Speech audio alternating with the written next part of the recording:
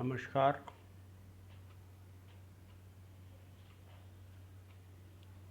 राजकीय विधि महाविद्यालय बूंदी के यूट्यूब चैनल पर आप सबका मैं देवेश पाठक हार्दिक स्वागत और अभिनंदन करता हूं। आज हम पुनः एक बार फिर जो कंपनी विधि है उस कंपनी विधि का जो एक महत्वपूर्ण चैप्टर जो है कंपनी के जो डायरेक्टर्स हैं उसके बारे में हम कुछ और जानकारी करेंगे। पिछले जो वीडियो था उसमें हमने उनकी स्थिति, उनके अधिकार और उनके कर्तव्य के बारे में जानकारी ली थी। आज हम देखेंगे कि जो कंपनी में जो निदेशक हैं उनकी नियुक्ति किस प्रकार से की जाती है, कौन व्यक्ति निदेशक नियुक्त कर सकते हैं, इसके बारे में हम आज चर्चा करेंगे। तो सबसे पहले यदि हम देखें तो इसमें हम ये पाएंगे कि जो कंपनी के जो निदेशक हैं वो कंपनी के महत्वपूर्ण व्यक्ति होते हैं। कंपनी के अपना पृथक वैधानिक अस्तित्व और अपना पृथक सेपरेट लीगल एंटिटी होती है, लेकिन कंपनी कोई हाड़ मांस का पुतला नहीं है कि जो स्वयं अपने सारे कार्य जा कर के कर सके। इसलिए कंपनी को ऐसे व्यक्तियों की आवश्यकता होती है जो कि कंपनी के ओर से कंपनी के कार्यों को संपादित कर सकें।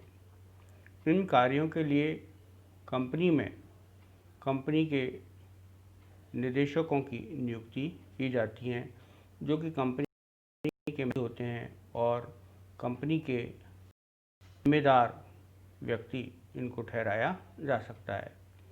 इस प्रकार से जो कंपनी के जो निदेशक हैं वो बहुत ही महत्वपूर्ण और जिम्मेदार व्यक्ति होते हैं। उनको कंपनी का निदेशक के तौर पर स्थापित, कंपनी के निदेशक के तौर पर उनको अपॉइंट किया जाता है।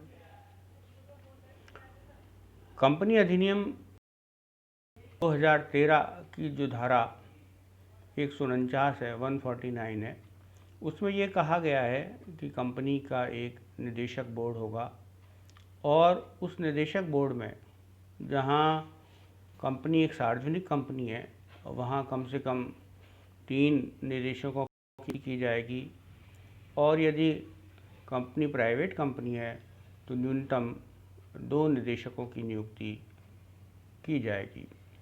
निदेशक बोर्ड में अधिकतम 15 व्यक्तियों की नियुक्ति की जा सकती है।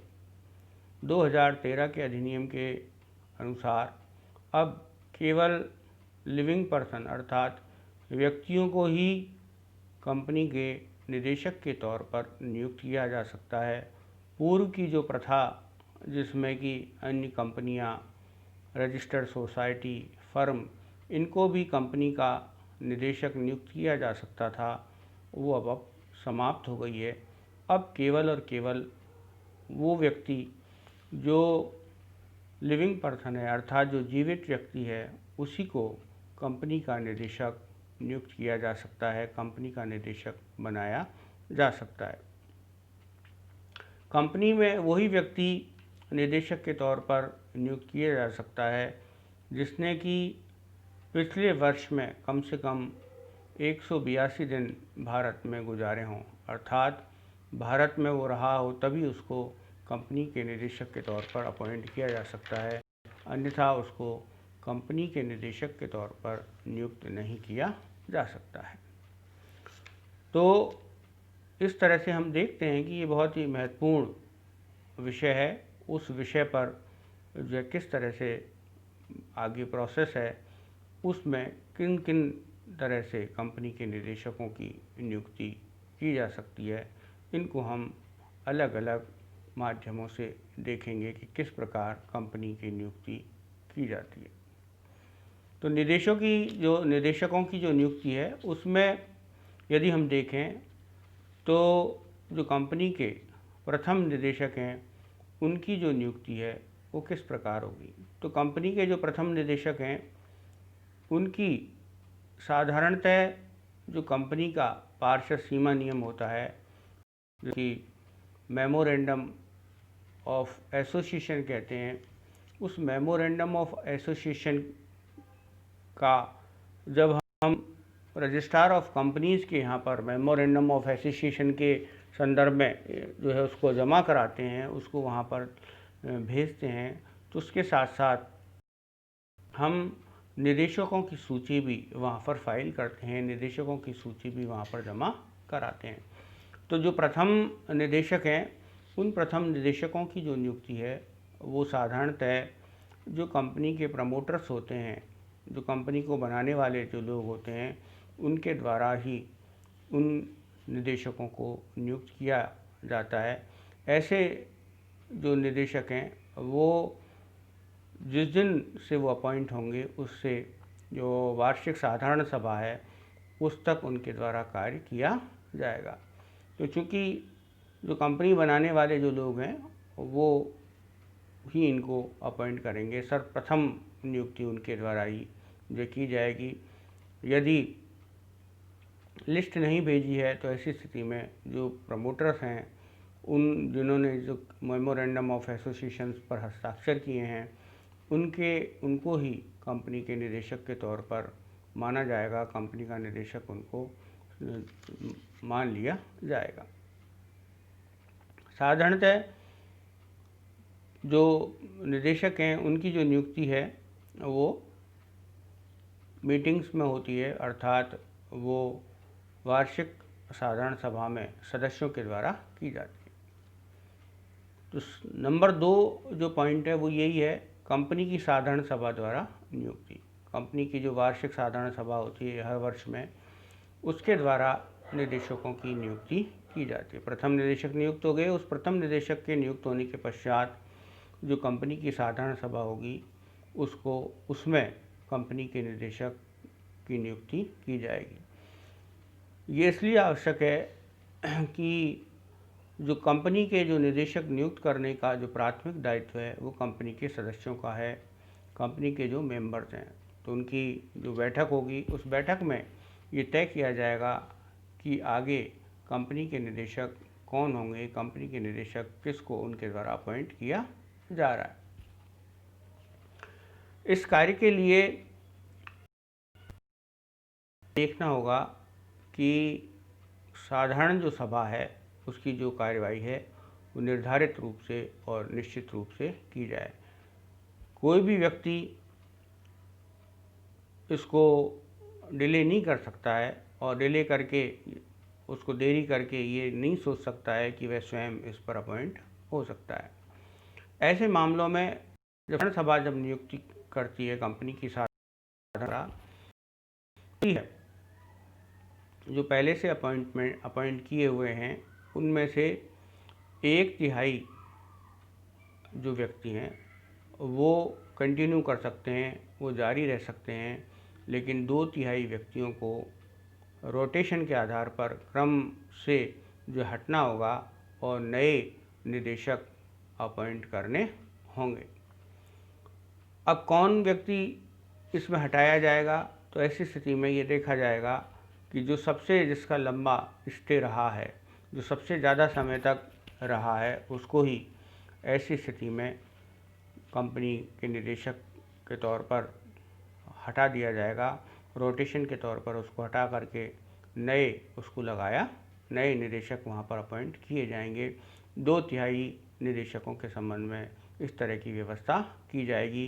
1/3 जो निदेशक हैं वो वहाँ पर बने रह सकते हैं, 1/3 निदेशक को हटाने की आवश्यकता नहीं होगी। इसके पश्चात हमें ये देखना होगा कि यदि एक ही साथ अपॉइंट हुए हैं तो उनमें लॉटरी से भी उनको हटाया जा सकता है। लॉटरी के द्वारा उनको हटा करके जो नए निदेशक की नियुक्ति की जा सकती है। तीसरा जो पॉइंट है वो है निदेशक बोर्ड के द्वारा नियुक्ति। जैसा कि मैंने पहले बतलाया कि जो निदेशकों की नियुक्त करने का जो अधिकार क्षेत्र है वो कंपनी अधिनियम के तहत कंपनी के सदस्यों को द्वारा दिया गया है। कंपनी के सदस्य ही कंपनी के निदेशकों की नियुक्ति कर सकते हैं, लेकिन साथ ही कंपनी विधि में एक व्यवस्था की गई है जिसके तहत यदि पार्षद अंतर नियमों में इस तरह का प्रावधान हो तो कंपनी निदेशक बोर्ड के द्वारा भी कंपनी के निदेशकों की नियुक्ति की जा सकती है। कंपनी के निदेशक की नियुक्ति उनके द्वारा कानूनन रूप से की जा सकती है। दूसरी बात, यदि कोई आकस्मिक रिक्ति है, एकदम अचानक, आकस्मिक का मतलब ये है कि अचानक से कोई रिक्ति हो जाती है। ऐसी रिक्ति मृत्यु से हो सकती है, ऐसे निदेशक के पागलपन से हो सकती है, ऐसे निदेशक की कोई त्यागपत्र से हो सकती है, ऐसे निदेशक की कोई दिवालियेपन के कारण हो सकती है, वो इंसॉल्वेंट घोषित हो जाए, तो ऐसी स्थिति में निदेशक बोर्ड के द्वारा वह निदेशक की नियुक्ति की जा सकती है। लेकिन यहाँ बात ये ध्यान में रखनी होगी कि ऐसा जो निदेशक जो नियुक्त किया जाएगा वह केवल उतने समय तक ही अपने पद पर बना रहेगा जितने समय तक वास्तविक में जो पूर्व में जो निदेशक जिसके स्थान पर, जिसके मृत्यु से या किन्हीं कारणों से जो आकस्मिक रिक्ति हुई है, उस आकस्मिक रिक्ति जितना समय था, उस डायरेक्टर का जितना कार्यकाल था, केवल उतने कार्यकाल तक ही निदेशक बोर्ड के द्वारा नियुक्ति की जा सकती है, नहीं की जा सकती है। इस तरह का कंपनी अधिनियम में प्रावधान किया गया है, क्योंकि वास्तविक रूप से जो अपॉइंटमेंट करने की जो शक्ति है वो किसकी है? वो कंपनी के सदस्यों की है। कंपनी के सदस्य ही निदेशकों को नियुक्त करने में सक्षम होते हैं। इस कारण से उनके द्वारा ही ऐसे मामलों में नियुक्ति की जा सकती है। केवल किस लिए कि ये अधिकार दिया गया है कि आकस्मिक एक सडन यदि कोई काम आ जाए तो वहाँ पर ही निदेशक मंडल के द्वारा ऐसी नियुक्ति की जा सकती है, अन्यथा निदेशक मंडल को इस तरह की नियुक्ति करने की अधिकारता प्राप्त नहीं होती है। इसके बाद एक अन्य आधार है अधिकरण द्वारा नियुक्ति। जो ट्रिब्यूनल है सरकार के द्वारा जो बनाया गया है, उसके द्वारा भी निदेशकों की नियुक्ति की जा सकती है। जब अन्याय और कुप्रबंधन की यदि कोई शिकायत अधिकरण के पास आती है और अधिकरण ये देखता है कि वास्तविक में जो कंपनी है उस कंपनी के द्वारा जो कार्रवाई की जा रही है वह कैसी है, वह इस प्रकार की है जिससे कि जो माइनॉरिटी शेयर होल्डर्स हैं उनके साथ अन्याय हो रहा है, कंपनी में कुप्रबंधन फैला पड़ा है, तो ऐसी स्थिति में इन बातों से बचाने के लिए, कंपनी को सही तरीके से चलाने के लिए, कंपनी के लिए अधिकरण के द्वारा भी कंपनी के निदेशकों की नियुक्ति कंपनी अधिनियम के तहत निदेशकों की नियुक्ति कंपनी के अधिकरण के द्वारा की जाएगी, जिससे कि कंपनी को जो कुप्रबंधन है, जो कंपनी पूर्ण जो आचरण है उससे निजात दिलाई जा सके, उसको रोका जा सके। इस कारण से कंपनी को इस तरह की अधिकारता अधिकरण को प्रदान की गई है कंपनी विधि के अंतर्गत। अंतिम जो बात है वो ये कही गई है कि नामांकन द्वारा नियुक्ति। जब केंद्रीय सरकार का बहुत सारा जो है या राज्य सरकार का कंपनी में अंशधारक संबंधित कोई हित रखती है, तो ऐसी स्थिति में केंद्रीय सरकार और राज्य सरकार ऐसी कंपनी में अपने व्यक्ति को नामांकित कर सकती है। इसी कारण से इसको नामांकन द्वारा नियुक्ति इसको कहा गया है। जो केंद्र सरकार है यदि वंश पूंजी में किसी प्रकार का हिस्सा रखती है, राज्य सरकार है वो अपना हिस्सा अंश पूंजी में उनके द्वारा दिया गया है, तो ऐसी स्थिति में राज्य और केंद्र सरकारें नामांकन द्वारा वहाँ पर निदेशकों की नियुक्ति उनके द्वारा की जा सकती है। निदेशक इनके द्वारा जो है बनाए जा सकते हैं।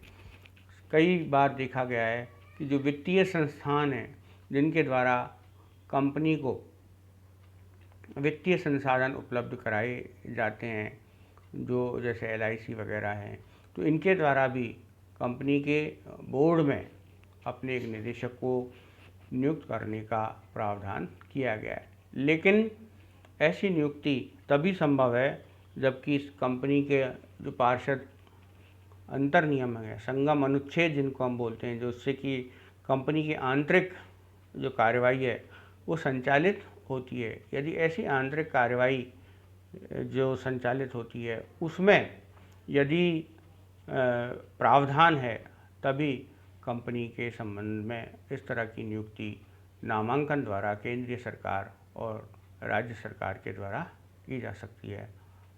इस चैप्टर में एक वीडियो और मैं डालूँगा जिसमें कि किस प्रकार से कंपनी के जो निदेशक हैं उनको रिमूवल किया जाता है, उनको हटाया जाता है, इसके बारे में भी हम नेक्स्ट वीडियो में चर्चा करेंगे।